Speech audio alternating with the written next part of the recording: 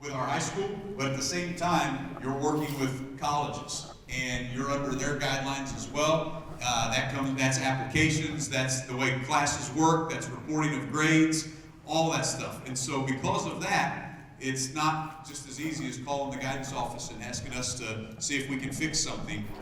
We're working with for lack of a better term, a third party here. And so we have to make sure that you guys are informed and get things right on your end. And if you miss deadlines and timelines and things like that, we can't go back on.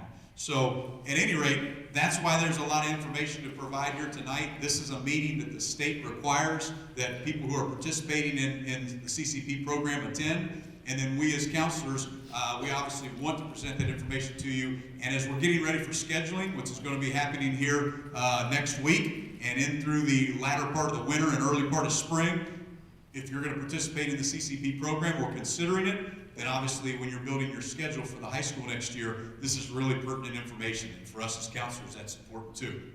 Mr. Collins is down here on my right. He's one of the counselors in our office as well. And Mr. Myers, one of our assistant principals, is running around. You probably saw him when you were coming into the front door.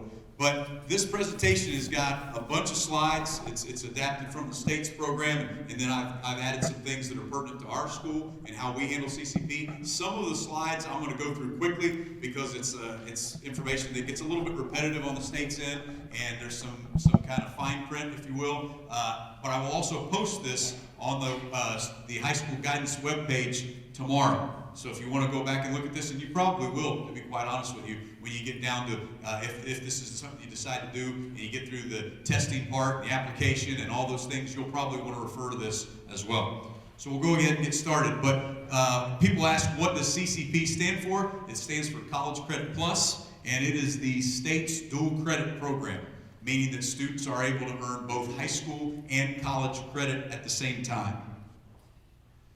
It's eligible to, or it's open to students grades 7 through 12. Now, I would tell you that we don't have very many junior high students or even our underclassmen participating. It is probably, and as I explain a little bit more about what it's used for most commonly, you'll see that it's more of our upperclassmen program when students have met most of their graduation requirements. They're looking for decisions on what do I do with my extra time, whether that's taking elective courses, upper level AP, honors courses. CCP is something that students consider as well, but it is open to students as low as 7th grade. When you're applying to a Ohio public college or participating private schools. So our most common people that we work with are in our area, meaning Miami Middletown, Sinclair. We have some students attend Wright State, and then as you start to branch out, private schools don't have to participate. Some do, some don't, but all public schools do. I covered that. Okay, so this is going to be a redundant slide, but it's important to talk about it early on. The students, the classes that they take are going to count for both high school and college credit. And so they're going to be on a transcript at the high school, and they're also going to be on a transcript at the college level. And if a student isn't successful, that gets recorded as well. So when you start talking about the importance of a high school transcript, and that's your record, when a student goes on to apply for colleges, then that's there, that record, which can obviously help you if you've done well in a college class. But if you haven't done well in a college class, that's negatively impacting your high school GPA, and it's showing on your transcript. At the same time, when you go to college and you start your college GPA as a freshman in college, CCP classes, even though you're not a freshman in college, you are taking college coursework. Again, that's the title, dual credit. So then it does impact your college GPA. And why that's important, if I'm already in school, I got accepted to my college, but my GPA is a lower than I want. When you're applying for a certain major to get into college business or the College of Nursing as examples, then that's important. So that college GPA is important as well. Okay, so when can you take these classes? The most common, our students will take them in the fall semester and the spring semester at a college. So that encompasses our first and second quarter for our fall semester and our third and fourth quarter for spring semester. It is available in the summer as well. Again, not a lot of people do summer classes, but we do find students that want to take a summer class at Miami or at Sinclair, it's available then as well. But I would tell you to pay close attention to the deadlines because they will start enrolling summer classes pretty soon. And I will tell you at the end, but I'll also give you a sneak there that Miami Middletown and Sinclair are both here tonight. So as you're exiting through the doors, you're going to see representatives from both of those schools. And if summer is something you're interested in, I definitely check with them because they may already be able to tell you about dates as to when they're going to start doing that. And you have to complete that application process sooner. You can also take classes in several different ways. So the first way that you can take those classes is you can take them at the college. So this is available for a student to go onto a college campus and take their course there. You can take the class online if the class is offered online. A lot of times you'll see in different subject areas, they offer an in-person option and they offer an online. Or you can take the class here at our high school. And the two ways that I can share with you on that, we have a program for American Sign Language. It's called our ASL program. That is a program that is taught by Sinclair instructors on our campus. It's part of our daily school day here in our building. But because that's taught by a Sinclair instructor and because you have the opportunity for college credit there, then you have to be a part of the CCP program. And the other thing we have, we're finalizing things on a Calculus 3 class, and that will be taught as a college level class needing to have CCP permissions to be able to get into those classes. Okay? Eligibility. So this means what do you have to be eligible? And it's the fine print, you can read it, but I will tell you that it's not, there are several different ways to get in. One of which is that you have a remediation-free score ACT, okay? And that score, if you've got an 18 in English, a 22 in math, and a 22 in reading, you would be considered college ready. So if you've already taken the ACT, already meet those scores, you can participate in the CCP program. Another way that you can do that is to test college ready on one of the college's entrance tests. So if you haven't taken the ACT yet, know that that's not what I'm ready to do yet, or I took the ACT and I don't have that score, you can go there, and as an example at Sinclair, they would have a test called the AccuPlacer. When you take the AccuPlacer, it's their test to determine if you're college ready by subject area. The other way that you can do that is if you have a cumulative high school unweighted GPA of a 3.0 or higher. So if you have a 3.0 or higher, you're eligible that way. And then the other way that you can be eligible is if you have a 2.75 to 3.0 and you have an A or B in the subject area. So as an example, if I have a 2.8 GPA and I got an A or B in English class, then in that subject area, I've demonstrated college readiness. So there's a lot of different ways that you can categorize that, and I'm going to get to this in a little bit, but I would tell you that those minimum requirements are only a piece of the puzzle to determine if you're ready for it. That's just determine if you're eligible for it, okay? We covered that. So how do you start, okay? And I'm going to say this several times. It's in blue there, and then I've got it later in the presentation as well, but the very first thing, you've got to hear this right now. The state requires you to fill out what's called an intent to participate form. And that is how we are able to let the state know that you, as a student, are planning to participate in the CCP program. And the state date on that, when it has to be done, is by April the 1st. So tomorrow, that link will become live on our guidance webpage.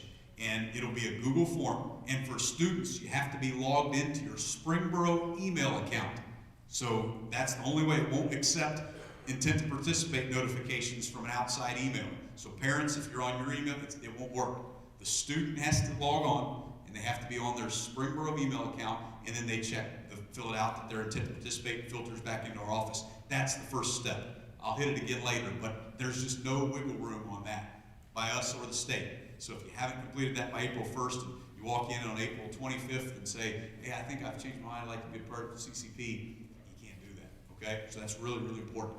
The second step is then that you are going to apply to the colleges. Also coming live on our guidance webpage tomorrow will be links to the colleges, to Sinclair, to Miami. You can go right on and you can click on their CCP application that is separate from a regular undergraduate application that an incoming freshman would fill out as a high school senior.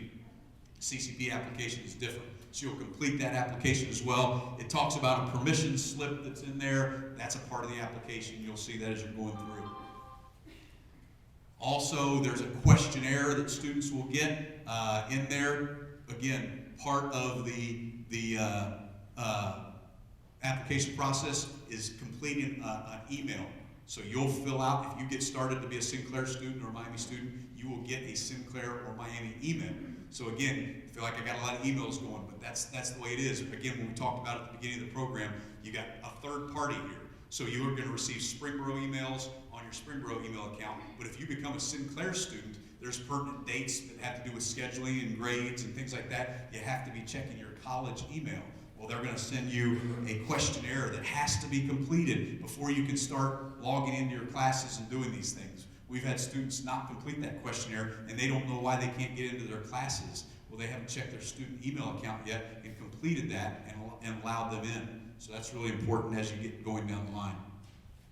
Course registration, so then you're going to figure out what you want to take. Once you've been accepted to the program and you've been determined that you meet those requirements, whether that's the test score, whether that's taking the AccuPlacer, now it's time to start selecting your courses. So that's the next step, and we'll talk about those. What courses can somebody take? First of all, some classes that you can take through CCP can meet our graduation requirements, but that isn't necessarily what it has to be for. I'll give you an example. If a student decided that they wanted to take an English course, which is a typical freshman course on a college campus, and they wanted to take English 1101 as an example, that English class can satisfy one of our English credits for graduation.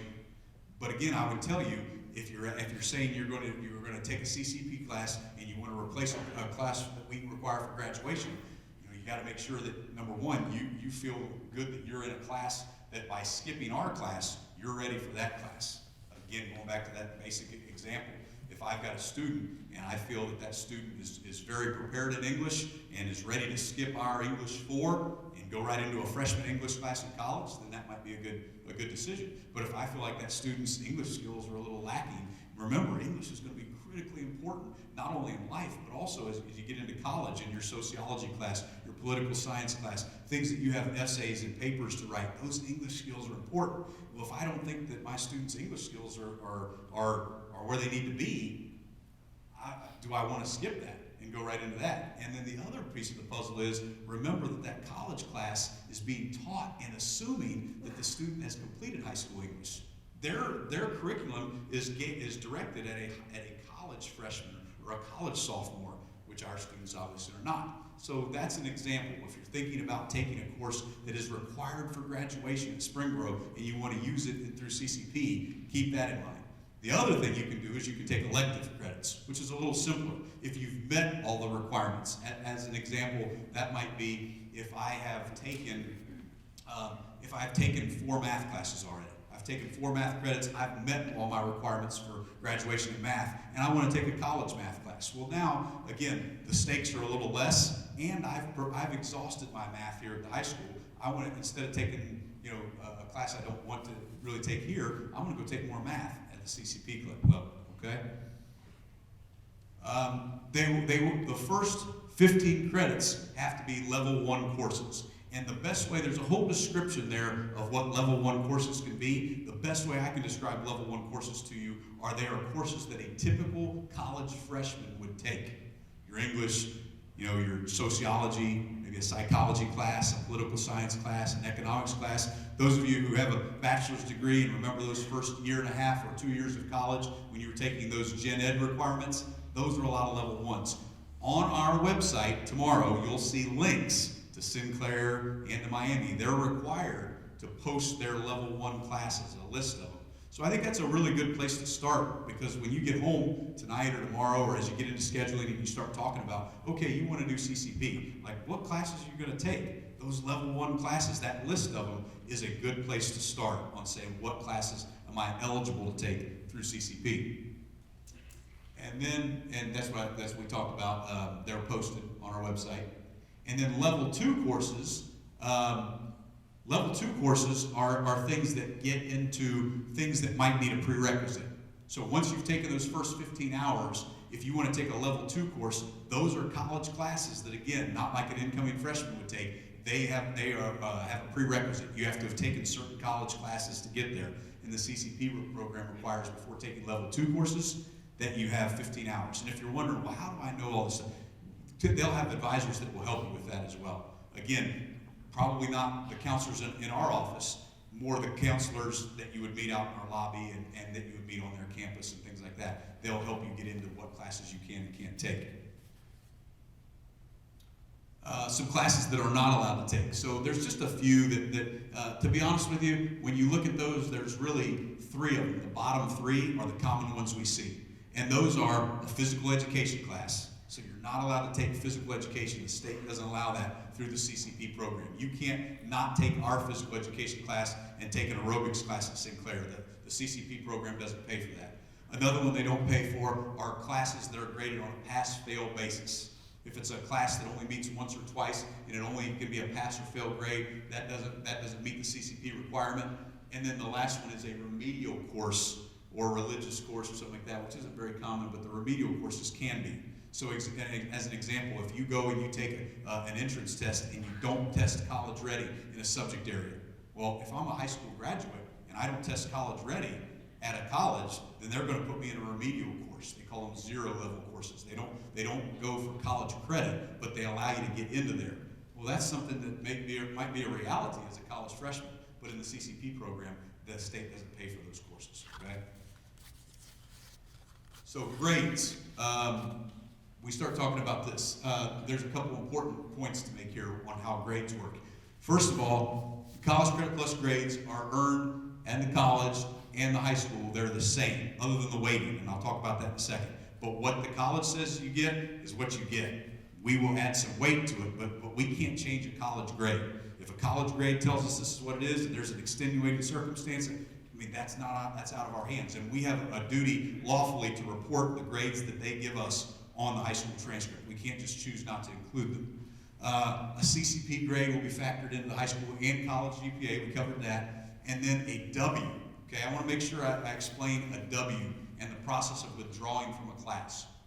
So if I sign up for a CCP class, and I do that at the beginning of a term, so I'm doing it in the summer for next fall, well, then there is a certain number of days once the class starts, and it's a pretty short term. We say about 14 days.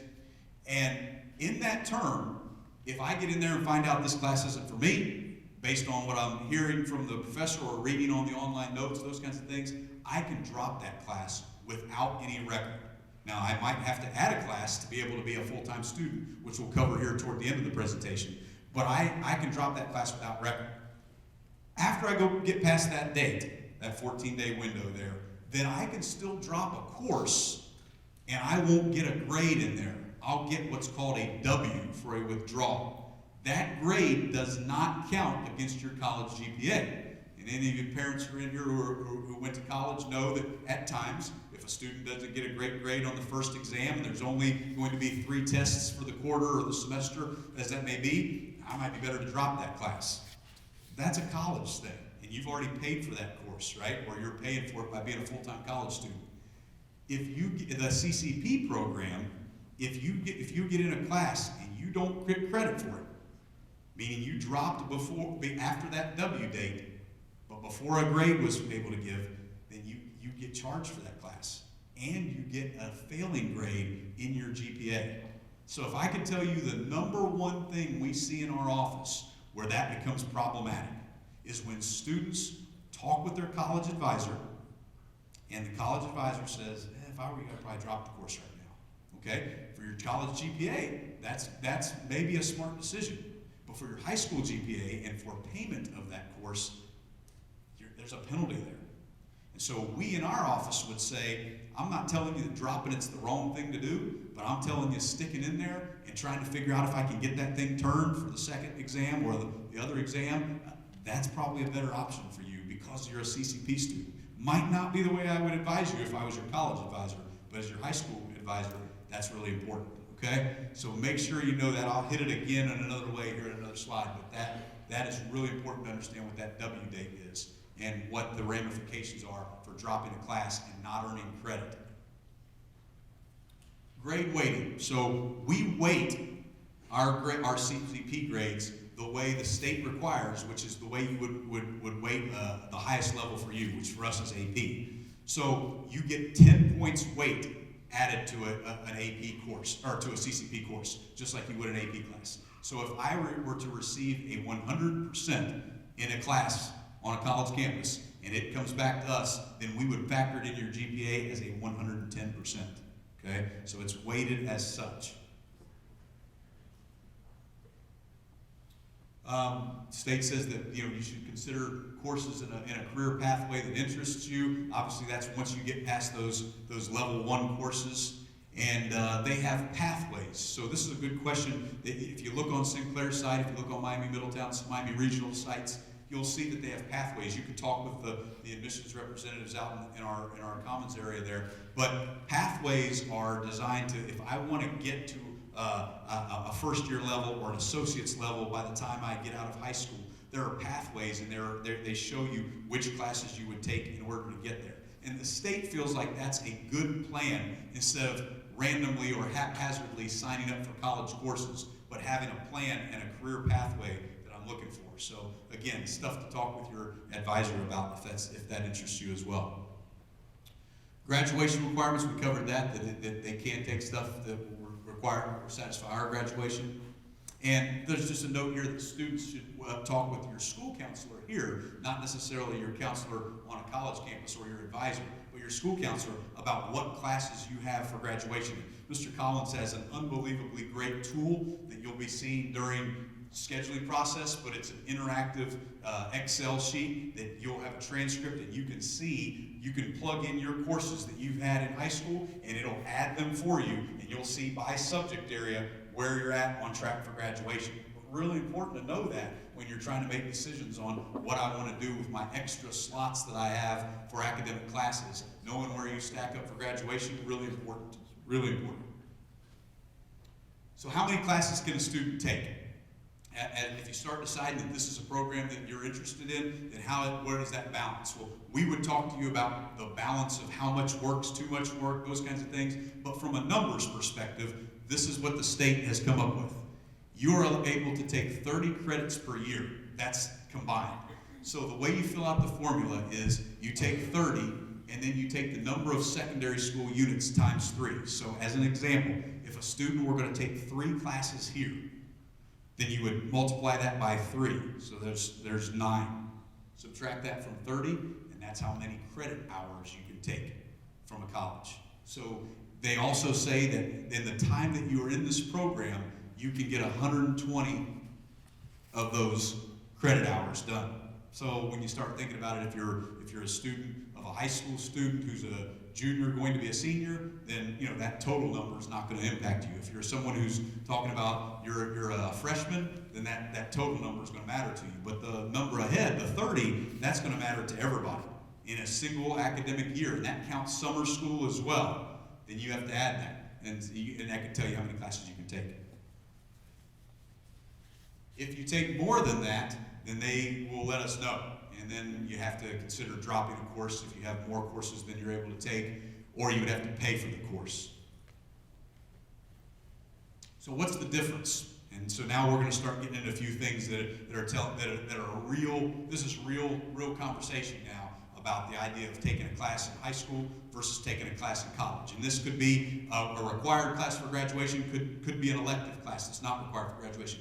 But the first thing we talked about tests. So we hit that earlier. When you're in a class here, let's just even say for the quarter, if you're in a class for the quarter, the number of tests and quizzes and daily work that you have in our classes here is going to be significant. A poor grade on something is not usually going to sink you in a high school class. But in a college class, very, very different. Because of the number of students who are in a course at one time, just the nature of college as it is, you're studying a lot of information and then being tested on it very less frequently. So a bad grade on a test can really hurt you. If you're in a course and they give you a syllabus at the beginning of the course and you look at it, you can see when the dates for the tests are, and you can see it. This class only has 3 tests or 4 tests, and that's it. So that's a big difference that we see. Much more material on a test. Study time. So college classes you'll find, and let's first start talking about if you're on campus. So if you're in a class here at Springboro, that's meeting 5 days a week. You're in there every day, and you're covering that. And your study time, there are weeks, days through the week, obviously, as you're preparing for a test and you have a quiz coming up, you may be studying. But a college campus, if you're on campus for that college class, it's maybe only meeting 2 days a week or 3 days a week maximum. But they're expecting on those days that you're not in that class that you're putting time into that. And I know that people say that all the time. They say, well, that's just what they say. But we have found so much with our students that it is so true. That students who fall behind in those classes, students who get lost in those classes, if they assume that on the days that I'm not there, I don't really have anything I have to worry about for that class. But the truth is, that professor is expecting that those off days are times when you're studying. And when it really gets tricky is if you're taking an online class, which I can just tell you, everybody who's sitting in here, most of your students who are interested in CCP are looking at online classes. What did we say the percentage, Mr. Collins, was of the number of students who were in an online class versus an in-person class? Right around 80. Yeah, right around 80. So about 80% of our CCP students, and there's a lot of people in here, 80% of these classes are being offered online, which if you think about it from a practicality standpoint, I think that for most people on the surface level makes sense, because Sinclair is over on Clio Road at their South Campus, or they're all the way downtown Dayton, or Miami's over in Middletown. So if I want to leave and get out of off our campus, get in the car, drive all the way down there, park, do all the things I got to do, walk to class, get back, and the time that takes. One online class, I can just log on and go. It makes sense. But I can tell you that when you start talking about number of hours required in a class, and you have to determine as a student when you're going to log on, when you're not going to be involved in it, when you're going to study for that test that's coming up, I think I said earlier that the number one problem we incur with our students is when they don't understand the drop dates. I might back up and say that the number one thing that we have problems with are students who get behind in online classes. That generally then leads to the problem of withdrawing from a class. But I can tell you that falling behind in a course, especially an online class, is because of that slide. Because people don't understand that it requires time even when you're not in there. And on an online class, you've got to set the time you're in there. So if I'm a parent and I'm saying, okay, you want to sign up to take that online psychology class, well, I want you to look at, to set aside every day for an hour, you're going to work on that psychology class. If you do that, that's going to be probably a formula to be successful in that class. But if you don't set that up, if you don't set up time, then you're assuming that your student is going to do that. And sometimes that works and sometimes that doesn't. And once people start falling behind, as we all know with anything in life, it can be really tough to catch up. When we talk about, this is something that the state and colleges would tell you about acquisition for knowledge. Obviously, our teachers with students daily, they're getting them the stuff that they need, the materials that they need. But in college, a lot of independent thinking and outside research and things like that is definitely a part of the college curriculum. Number of grades, we covered that, fewer grades. Role of parents. Okay, so this is another one that I think is important to share with you guys. So the role of a parent, when you're obviously all sitting here now, a lot of us are parents, some students in here as well, and you are a strong advocate for your child. If you have a question and you want to email a teacher in here, we encourage you to do that. We encourage our teachers here to email you first. So a lot of times you may hear from our teacher first if something's not going the way it needs to go. But in college, that's not at all the way it works. Like, they don't want to hear from you. Your student is their student. And you can be somebody who supports your student, like I talked about, online class. How many times are you in that psychology class? Let's talk about it. They don't have progress books, so to speak, but they can see their grades and they can see what things are coming up. If you want to sit with them on that and say, hey, look, let's see what assignments are due. What have you completed this one? When are you going to work on that one? I see you're going to have a test coming up. When are you going to study for that? All appropriate and probably encouraged, to be quite honest with you. But if you say, man, I don't like the grade you got on that, I think I'm going to email that professor. You might have hit their spam email because they're probably not going to email you back. It's just, and if they do, now, does that mean that the student can't talk to them? Yes and no. The student can talk to a professor, and that's encouraged, that the student advocates for themselves. But where I will tell you that even a student will have trouble at times speaking with a professor is if it's an online course. We hear that quite a bit from our students, that I've emailed the professor, and they haven't emailed me back. What's your professor's name? I don't know. What do they look like? Can't tell you that either. They don't know. It's online. And so those are things that are, again, differences, a big difference. And so I tell you that, I mean, most of the students in here are going on to college. You wouldn't be considering starting taking college classes while you're still in high school if you didn't have the intent to go on to college. So all of us from our chair, we want to see these students get to where they can do it. We want these students to be able to advocate for themselves, to establish timelines, to manage their time, to be prepared for things. But you as parents, in my opinion, need to ask, where's my student right now? And does my student meet the minimum eligibility requirements to be in CCP? Maybe. But do I think my student is ready to be in a college class, managing their time, managing all these things? And the answer might be yes, but it might not be. Or it might be, okay, maybe let's start out with this. Let's start off slow. So those are things to consider. Accommodations, a question we get, sometimes we get some questions from if a student is on an IEP or a 504, how is that different from a high school?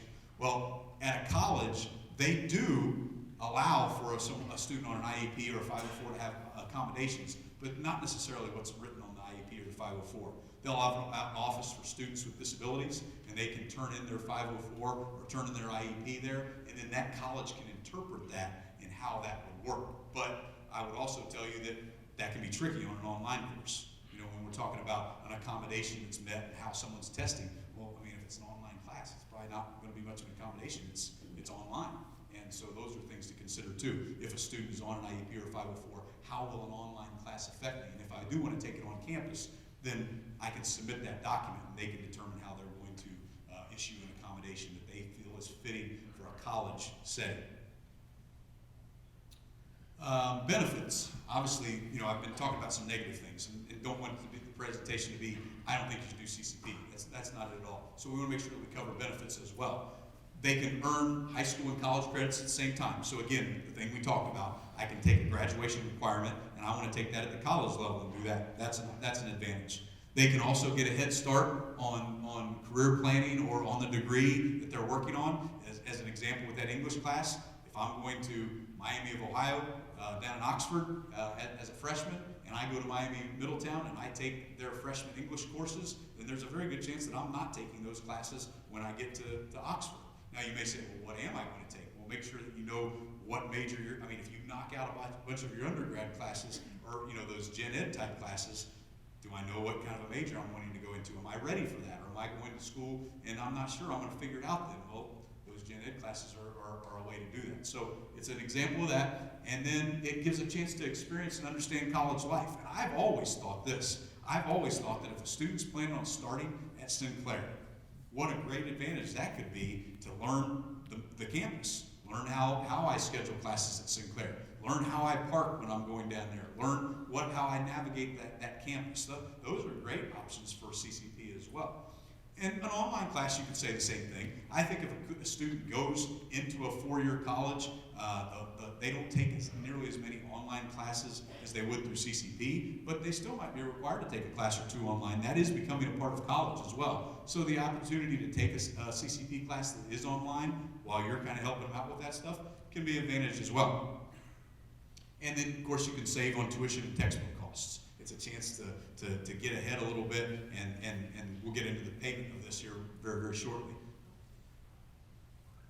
So we've talked about underperforming, and I just want to make sure you guys understand, if the school, and we'll get to this in a second, but the school, you're taking your tax dollars that the state of Ohio gives for a student, and you're saying instead of applying them at Springboro, I want to apply them as an example at Sinclair. Well, if you pass that class, then that was in a sense free, right? That was at no charge to the parent. But if you don't pass the class, then you have to pay for it. And not passing the class is two forms. Number one, receiving a failing grade in the class, or number two, withdrawing from the class past that 14-day mark, the W date. Both of those are attempting a credit and not earning it. because the school is then going to get charged. And the state CCP program says that the parent's responsible then. They'll pay for it if they pass it. Parents responsible for it if they don't. And covered that. All right, so college credit plus probation. I'll just hit this real quick. But if you get low enough grades in CCP, you can be put on probation. And then that's if your GPA at the college level drops below 2.0. And if that happens, you're only allowed to take one class the next semester, and it can't be in the subject area that you've gotten those lower grades. And so that's probably not spend a bunch of time on that tonight, because those are individual conversations that counselors have with their student if they run into those problems. But just to understand that that's real stuff. I mean, the same way that a college freshman can go on academic probation on their campus, your student here, if they don't perform at the level they need to, can wind up on an academic probation. And if they're a senior and they graduate from here and their next step is that college, they enter there on academic probation. We covered that. CCP dismissal, then you can see that if they're on academic probation and that does not increase, then they could move to where they're dismissed from the CCP program. Okay? And that just talks about dismissals and appeals, and that you can submit an appeal for it, but again, that's not through us. You're now working with the college that issued that grade. So the expenses, there is no cost at the beginning, so students don't pay for tuition. They also don't pay for books. The only kinds of things that you might pay is parking or something like that if you're taking it on campus. But there's no cost initially, and then if the students pass the course, there's not going to be a cost. Intent to participate, we hit that already, but that's by April 1st. And then it says that students must confirm if they're doing option A or option B. You'll see when you read that option B is the one where you're partnering and the state is paying for that. Option A would be that a student wants to take a college course and pay for it on their own. And there are times that if you've maxed out on that, or it's a class that's not eligible through the CCP, you could elect to go option A and pay for that course. But option B is the one that 99.9% of you guys will be interested in. Covered that. Support services. I think this is important to talk about. You're going to meet the admissions reps outside there. In Sinclair, most of our students are Sinclair students. Miami Middletown is out there, and it's a great option as well. But Sinclair by far they have just a lot of offerings for CCP, and so that's the majority of our students. And we have a representative from Sinclair who comes to our office once every 2 weeks, and she meets with students who are struggling with a CCP issue, or she helps students schedule courses, or she advises students. We did an orientation here for all of our Sinclair students. They were allowed to come down, and we talked to them about the different things that are going on campus, the way that pitfalls to worry about. We talked about when's the next scheduling. So, I mean, they schedule soon. We schedule for classes once a year. But if you go do CCP and you start courses in October, you're starting scheduling for the next semester. And that's kind of the life of a college student. So we talked to them about that and how they're scheduling their second semester. So those are available. And then obviously our counselors here at the high school, we even though I've got CCP under my umbrella, Mr. Collins would vouch for this. All of our counselors in our office spend time helping our students to navigate the tough things of CCP. Athletics. Okay, so there's something I want to make sure for all of our student athletes in the room. So academic requirements to be eligible for a sport are that you have to be passing 5 classes. So you have to be in 5 classes to be eligible. And that doesn't change with CCP. You still have to be passing those classes. The place where we've seen eligibility impacted through CCP is when students get put in what's called compressed terms. So if you've heard of the term a B-term class. So a B-term class is a class that doesn't start at the beginning of the CCP semester. So let's say I'm taking an English class at Sinclair next fall, and I get into a B-term class. It's not going to start in August when the rest of the classes do. It's going to start the middle of the term. And then it's going to be what we call compressed, meaning that I'm still going to get the same amount of material, but I'm going to get it a lot faster, and I'm going to get through it. For some college students, that's like a good thing, because I might be working at the same time, or I might need to take a class as a prerequisite to get into another class, so I get into an A-term class. And quite frankly, it's a way for colleges to get more students filtered in. Like if I've got an English class that goes all semester, well, if I can create an A-term and a B-term, then I can double the amount of students that I can get into that class. Makes sense on a lot of levels. But for eligibility, it doesn't. A student's not in that class. The state of Ohio requires that they're passing 5 classes at all times. So if I'm not in a class, when we get to the end of the first quarter, and the state's going to recertify eligibility for the second quarter, and I report 4 grades, and they say, you're supposed to be in 5 classes. Oh, I am. I'm taking an English class. See, it's right here. It's on my CCP schedule. Yeah, but there's no grade here. Well, that's because it hasn't started yet. It's a B-term class. I'm getting ready to go in it next week. Uh-oh. You're ineligible for the second quarter. You were only in 4 classes. You were what the state would call underscheduled. So I can't stress enough, if you're an athlete and eligibility is important for you, do not schedule A or B term classes. You must be in classes that go full time. And if you say, well, I'll just stay away from those classes, here's the deal. If you get behind on this process, as far as applying, taking your acupuncture test, meeting with your advisor, doing that, you get to the end, sometimes A and B term classes are about what's left, because their students have already scheduled. The college students have already scheduled those classes. And so you're getting kind of a little bit of the bottom of the barrel as it is. And if you're late to the party, a lot of times students will come back and tell us, the only thing I could get was a B-term class. Well, a B-term class might not be good on a lot of levels, not just because you're an athlete, but you're ready for college work? Now are you ready to cram 18 weeks into 9? I mean, that's a lot. You're asking a lot. So keep that in mind. Will college credits transfer? Okay, so if you're talking about a state school in the state of Ohio, the transfer model through CCP says yes. So that if I'm at Sinclair, that's an Ohio accredited CCP program, and I take an English class there, and then I decide to go to Bowling Green, that's going to transfer. That should transfer. Where you start getting into, I'm not sure, private schools, they're not required to, they're private.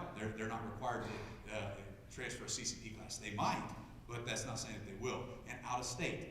So if I'm taking my class at Miami Middletown, and I decide I'm going to go to the University of Tennessee, are they going to take a community college class in Ohio and count that? They might, but they're not required to. It's not part of that state transfer model. Okay? And the state says that on their slide, that students should check. So if you already know about, if we got high school juniors in here going to be seniors next year, kind of know what school I'm thinking about, then you might want to check and see what things will transfer. But if it's in the state of Ohio, you should be good. College ready, we talked about that. The state is, again, this is their slide presentation. We talked about that. College ready is more than just meeting those minimum requirements.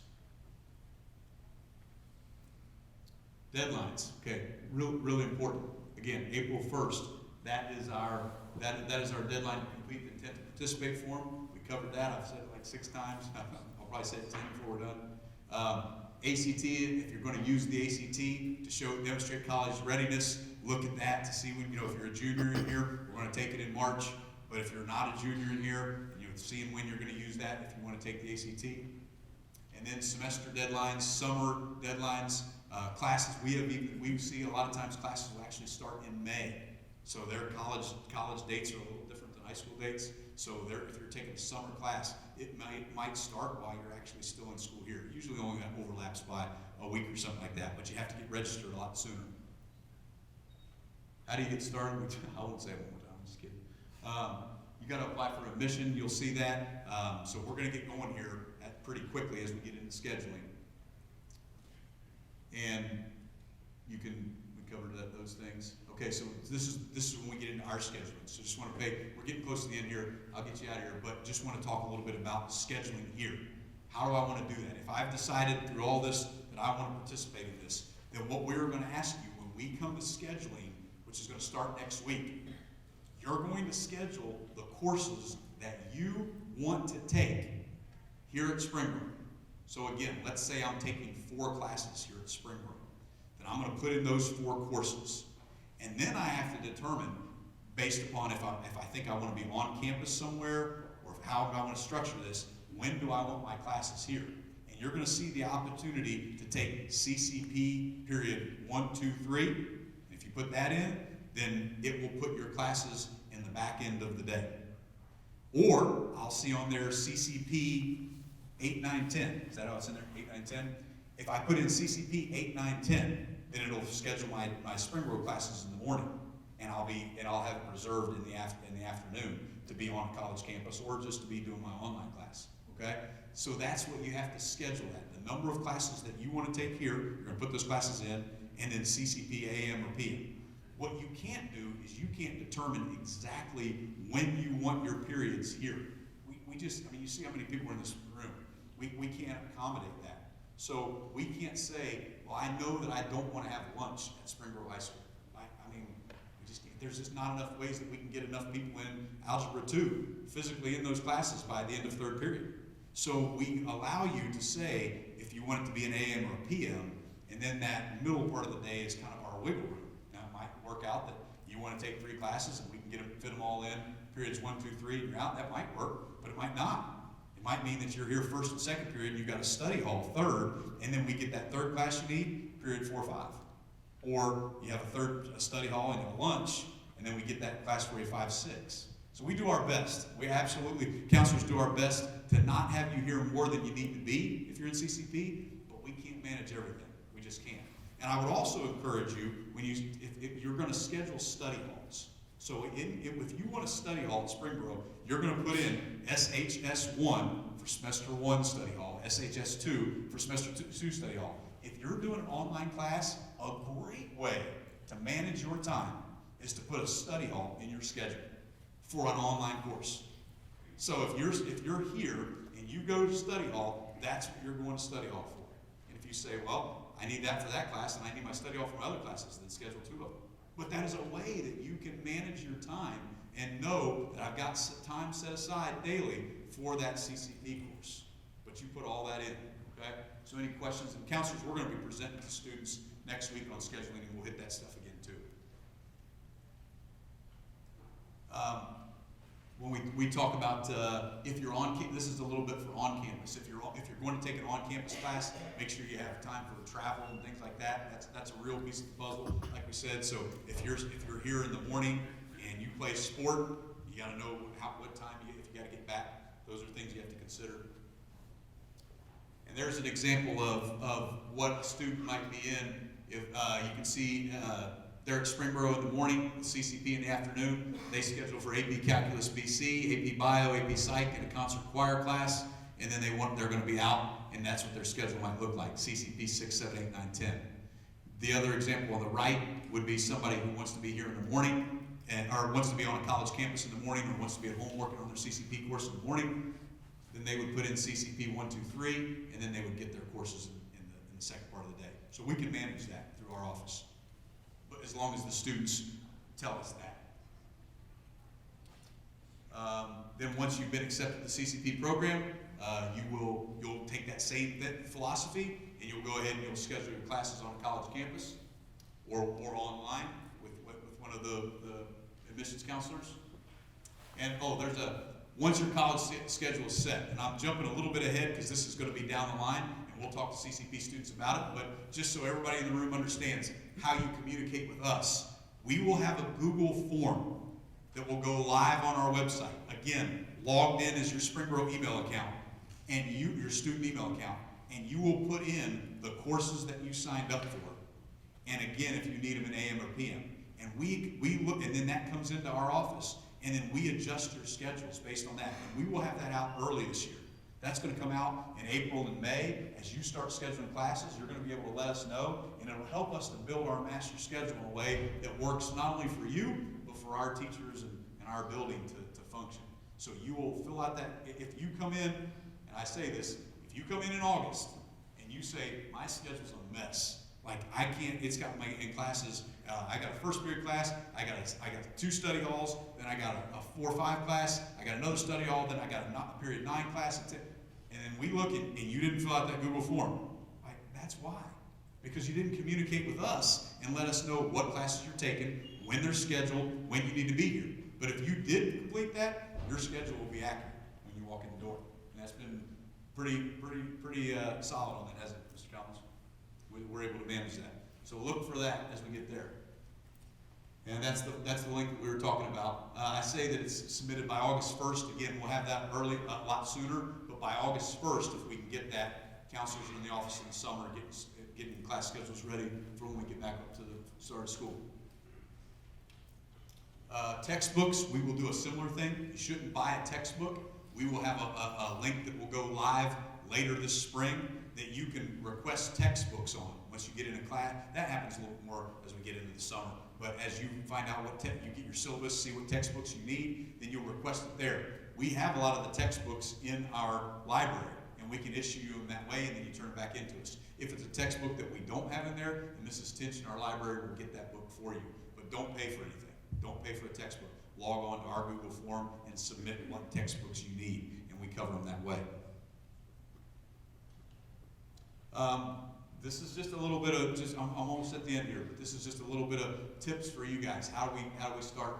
You know, we a lot of times we encourage people to start off small. We've seen people, for lack of a better analogy, bite off a little bit more than they can chew with a college schedule. It's got multiple CCP classes, and maybe not ready for that the first time I do it. So starting off small is a good idea.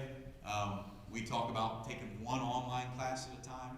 You know, just again, that time management piece.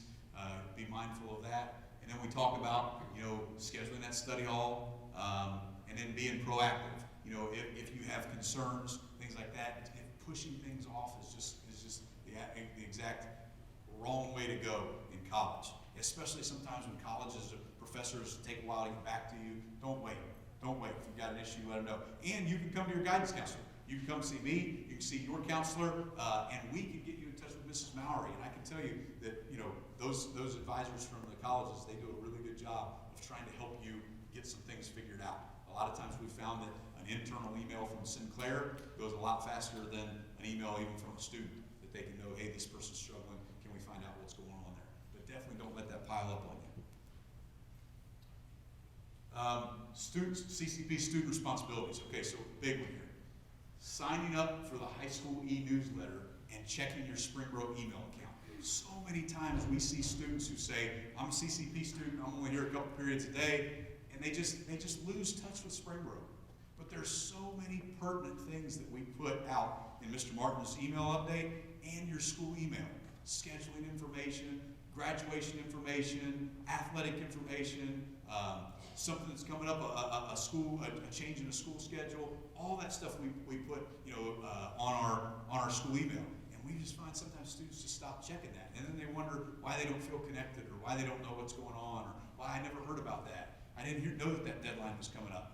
Well, check your email and check the updates. So don't lose touch with Springboro, even if you're in the CCP program. And then, well, like I said, we'll have some class meetings and things like that we talk through. We'll let you know. Please attend those. You know, if we have a senior meeting and it's covering graduation stuff, don't let CCP be the reason you're not there. Figure that out, a way to get there. Or if you can't be there because you're on campus at that time, then see your counselor or see somebody to get that information as well. So next steps.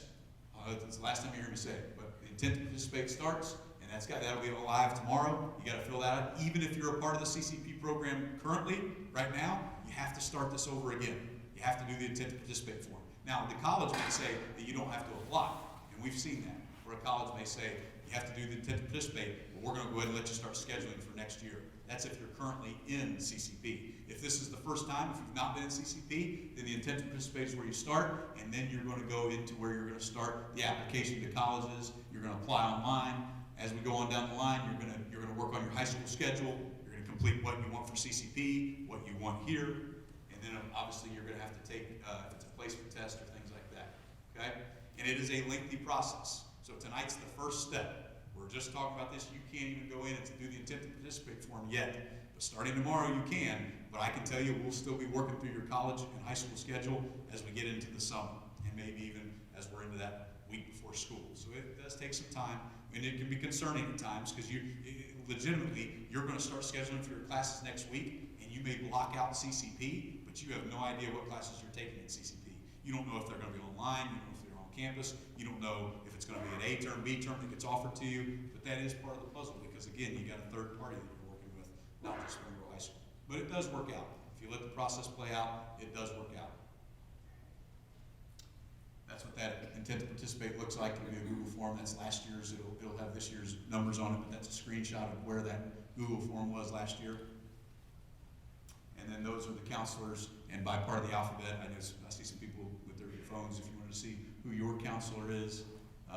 And again, I can help you with general things, information about CCP and how have you done your intent to participate, have we completed all that stuff. But you know, if there's questions about your number of classes you need here or things like that, your counselor is more than happy to help you as well with all those kinds of scheduling and planning and things like that. So with that, I think I should be at the question slide. I'm there.